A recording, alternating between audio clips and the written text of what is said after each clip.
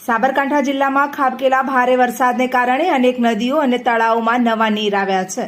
તો ક્યાંક સાંબેલાધાર વરસાદ થતાં તળાવ ઓવરફ્લો થતાં ખેડૂતોને ભારે નુકસાની વેઠવી પડી છે। જે અંતર્ગત તલોદ તાલુકાના વક્તાપુર ગામના તળાવમાં ઓવરફ્લો પાણી થવાથી પાક તેમજ રહેઠાણ તેમજ પશુપાલકોને નુકસાન થાય છે। પાણીનો નિકાલ કરવા બાબતે જાગૃત નાગરિક દ્વારા ડિઝાસ્ટર મેનેજમેન્ટ વિભાગને લેખિતમાં રજૂઆત કરી છે, જેમાં જણાવ્યું છે કે ગામમાં આવેલ હેરમાં વરસાદી પાણીથી હેર ઓવરફ્લો થવાના કારણે આજુબાજુમાં આશરે 200 થી 250 વીઘામાં પાણી ભરાઈ જાય તેમ છે, તેમજ આજુબાજુમાં આશરે 20 મકાન સહિત તેમના રોજીરોટી એટલે કે ખેતી તેમજ પશુપાલન